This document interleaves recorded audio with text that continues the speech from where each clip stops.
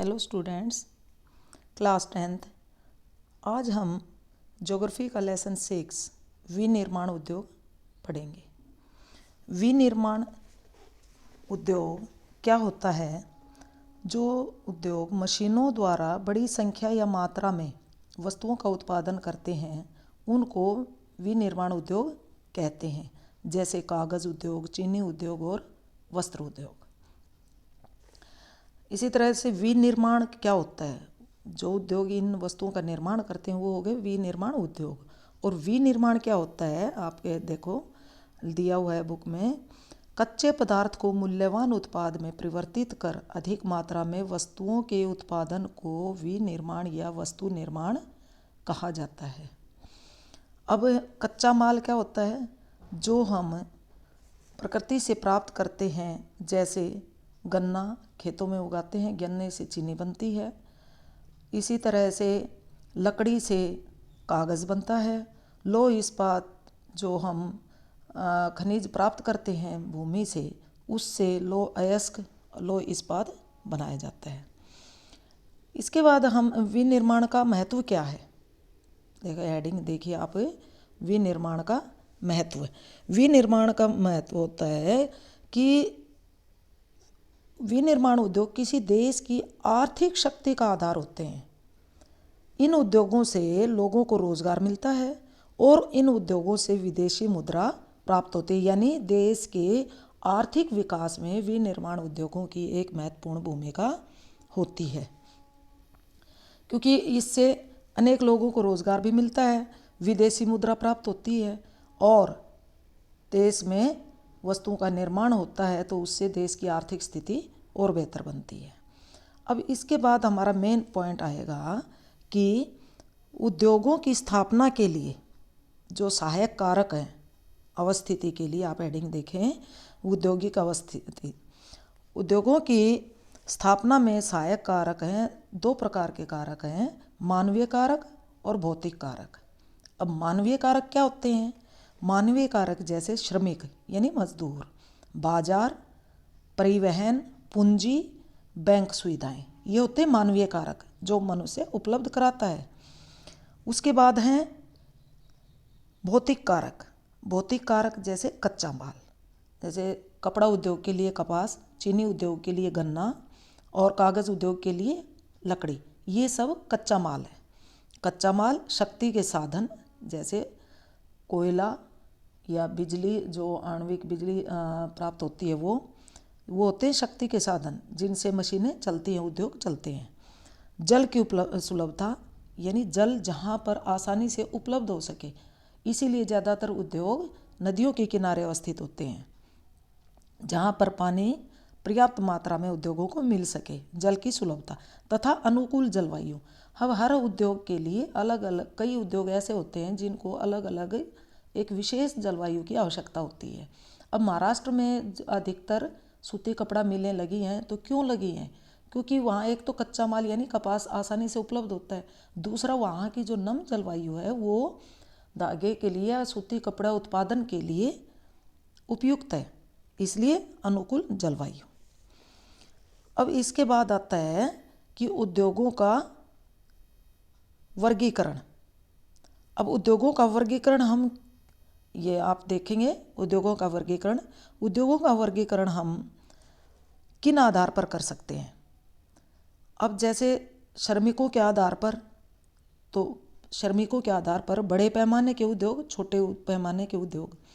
अब जिन उद्योगों में बहुत अधिक श्रमिकों की आवश्यकता होती है वो होते हैं बड़े पैमाने के उद्योग, और छोटे पैमाने के उद्योग जो छोटे उद्योग जिनमें कम मजदूरों की आवश्यकता होती है या कम श्रमिकों की आवश्यकता होती है। फिर दूसरा है स्वामित्व के आधार पर। स्वामित्व यानी उन उद्योगों पर किसका अधिकार है? वो है निजी क्षेत्र के उद्योग, यानी खुद जो निजी उद्योग होते हैं, हम स्वयं जो उद्योग लगाते हैं वो निजी क्षेत्र के उद्योग। सार्वजनिक क्षेत्र के उद्योग जो सरकार के द्वारा लगाए जाते हैं और जिन उद्योगों पर सभी का एक समान अधिकार होता है, यानी जिनका रखरखाव स्वामित्व सरकार के अधीन होता है। संयुक्त क्षेत्र के उद्योग। संयुक्त क्षेत्र के यानी सरकार और कुछ व्यक्ति या व्यक्तियों का समूह या समिति मिलकर जिन उद्योगों को चलाते हैं वो होते हैं संयुक्त क्षेत्र के उद्योग। तथा सहकारी क्षेत्र के उद्योग, सहकारी क्षेत्र के उद्योग वो होते हैं जिनको कुछ लोग मिलकर और सबका स्वामित्व समान होता है, वो होते हैं सहकारी क्षेत्र के उद्योग। अब कुछ उद्योगों को भूमिका के आधार पर भी बांटा गया है, जैसे आधारभूत उद्योग और उपभोक्ता उद्योग। आधारभूत वो उद्योग होते हैं जिन उद्योगों पर अन्य उद्योग आधारित होते हैं, जिन उद्योगों में जो वस्तु विनिर्माण होता है और वो वस्तुएं अन्य उद्योगों में प्रयुक्त की जाती है।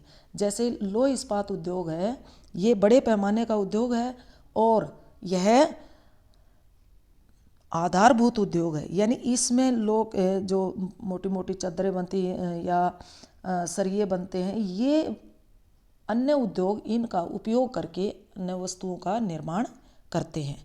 और दूसरा उपभोक्ता उद्योग, यानी जिन उद्योगों में वस्तुओं का निर्माण होता है और वो सीधे उपभोक्ता उन वस्तुओं का उपयोग करते हैं।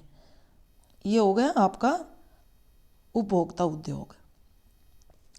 फिर कच्चे माल के स्रोत के आधार पर उद्योगों का वर्गीकरण किया गया है, वो है कृषि आधारित उद्योग और खनिज आधारित उद्योग। अब कृषि आधारित उद्योग यानी जिन उद्योगों को कच्चा माल कृषि से प्राप्त होता है, जैसे कपास, गन्ना और ये पटसन उद्योग। अब चीनी उद्योग है वो कृषि पर आधारित है, कपड़ा उद्योग है वो कृषि पर आधारित है और जूट उद्योग है वो भी कृषि पर आधारित है, क्योंकि इनको कच्चा माल कृषि से मिलता है। दूसरा है खनिज आधारित उद्योग, यानी जिन उद्योगों में कच्चे माल के रूप में खनिजों का उपयोग करते हैं वो होते हैं खनिज आधारित उद्योग। अब इसके बाद हमारे देश में कौन कौन से प्रमुख उद्योग हैं इसके बारे में हम पढ़ेंगे।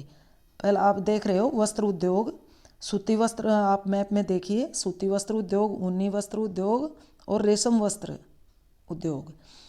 अलग अलग आपको डोट्स दिए गए हैं, तो ये आप मैप में इसका अध्ययन करेंगे मैप का।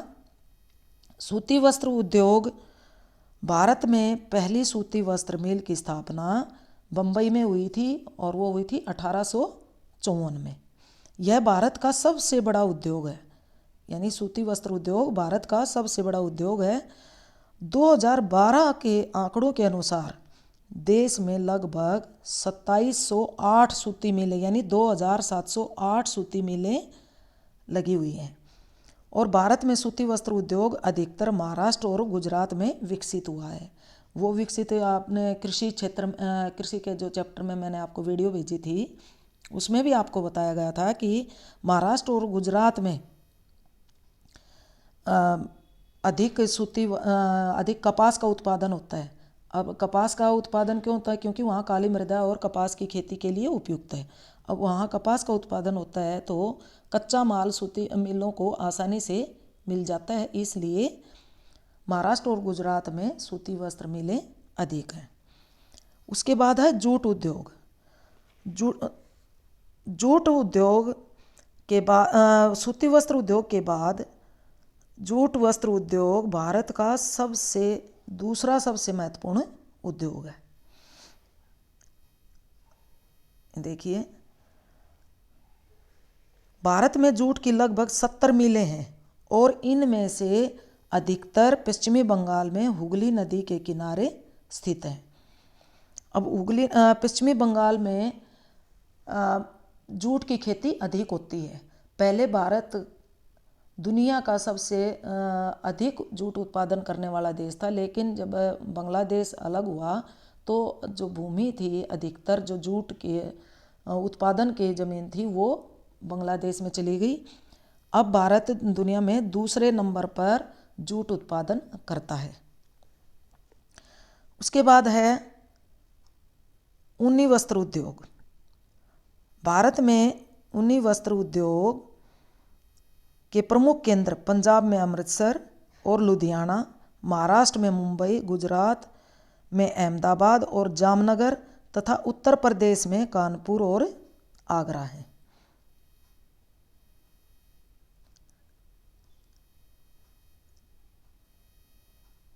इसके बाद है रेशम उद्योग। रेशम उद्योग, भारत में रेशमी वस्त्र उद्योग की लगभग 90 मिलें हैं, जिनमें से प्रतिवर्ष 8.5 लाख किलोग्राम रेशम का उत्पाद धागा तैयार किया जाता है और भारत में 90% से अधिक रेशम का उत्पादन कर्नाटक, पश्चिमी बंगाल तथा जम्मू और कश्मीर में किया जाता है। फिर इसके बाद है कृत्रिम वस्त्र उद्योग। कृत्रिम वस्त्र उद्योग मानव निर्मित रेशों की रासायनिक प्रक्रिया के माध्यम से बनाया जाता है। बच्चों, कृत्रिम वस्त्र जो आजकल हम पॉलिस्टर या टेरिकोट जो करते हैं, वो होते हैं कृत्रिम वस्त्र। जो प्राकृतिक रेशों से हमें प्राप्त होते हैं वो होते हैं प्राकृतिक रेशे, जैसे कपास से प्राप्त होने वाला सूत और रेशम के कीड़े से प्राप्त होने वाला रेशम, ये तो हैं प्राकृतिक रेशे। और कृत्रिम रेशे मानव जिनको रासायनिक प्रक्रिया के माध्यम से बनाता है, वो होते हैं कृत्रिम वस्त्र। और इसको बनाने के लिए लुगदी, कोयला और पेट्रोलियम जैसे उत्पादों का प्रयोग किया जाता है वस्त्र बनाने के लिए। और इन कृत्रिम वस्त्र बनाने के उद्योग अधिकतर मुंबई, अहमदाबाद, सूरत, दिल्ली, अमृतसर, ग्वालियर और कोलकाता में बनते हैं। फिर इसके बाद है जो सबसे महत्वपूर्ण उद्योग है, ये है, आप देख रहे हैं, लोहा और इस्पात उद्योग। भारत में लोहा और इस्पात का पहला कारखाना 1830 में तमिलनाडु में, इस चीज़ को नोट कर लेना, 1830 में तमिलनाडु में पोर्टो नोवा नामक स्थान पर देश का पहला लौह इस्पात का कारखाना लगा था, लेकिन कुछ कारणों से इसे बंद करना पड़ा। और उसके बाद भारत में जो आधुनिक लौह इस्पात उद्योग का वास्तव में जो प्रारंभ है वो 1864 ईस्वी में कुल्टी नामक स्थान पर स्थापित होने के साथ हुआ था।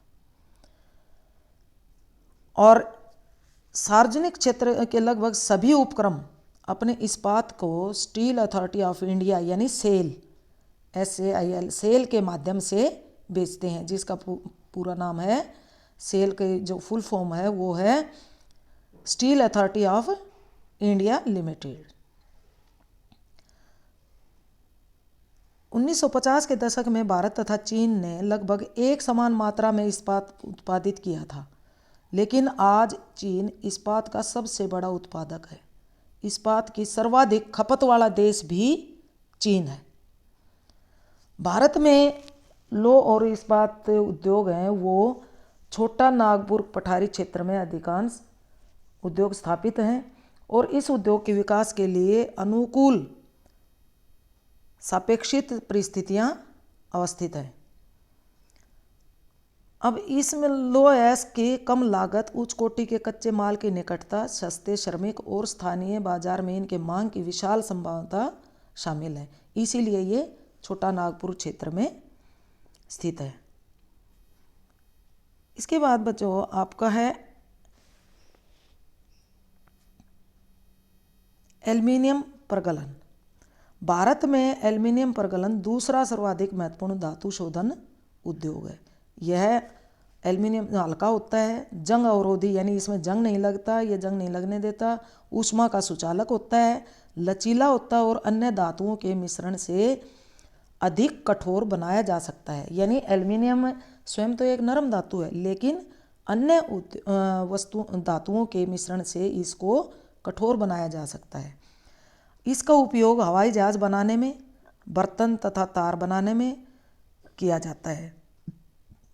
कई उद्योगों में इसका काफ़ी अधिक महत्व है, जैसे इस्पात, तांबा, जस्ता व शीशे के विकल्प के रूप में प्रयुक्त होता है। यानी इसका महत्व क्यों बढ़ गया अधिक, क्योंकि कई जगह पर इसका उद्योग इस्पात, तांबा, जस्ता व शीशे की जगह पर एल्युमिनियम का उपयोग होने लगा है। और एल्युमिनियम के सबसे अधिक उद्योग हैं उड़ीसा, पश्चिमी बंगाल, केरल, उत्तर प्रदेश, छत्तीसगढ़, महाराष्ट्र व तमिलनाडु राज्य। इसके बाद स्टूडेंट्स रसायन उद्योग। अब रसायन उद्योग भारत में तेजी से विकसित हो रहा है तथा फैल रहा है। क्यों? क्योंकि इसकी भागीदारी सकल घरेलू उत्पाद में 3% है और यह उद्योग एशिया का तीसरा बड़ा तथा विश्व में आकार की दृष्टि से 12वें स्थान पर है, यानी भारत का 12वां स्थान है।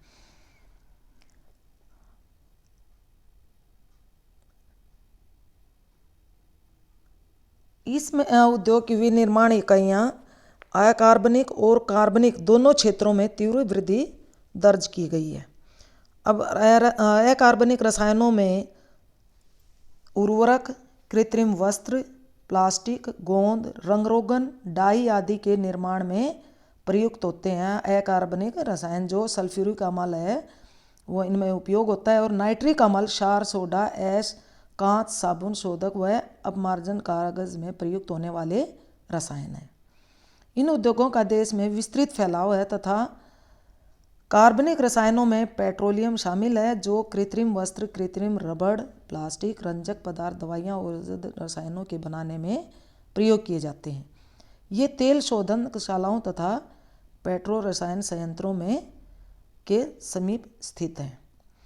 तो बच्चों आज इतना ही। इसके आगे का वीडियो में सेकंड जो वीडियो बनाऊंगी उसमें आप आगे का लेसन हम करेंगे।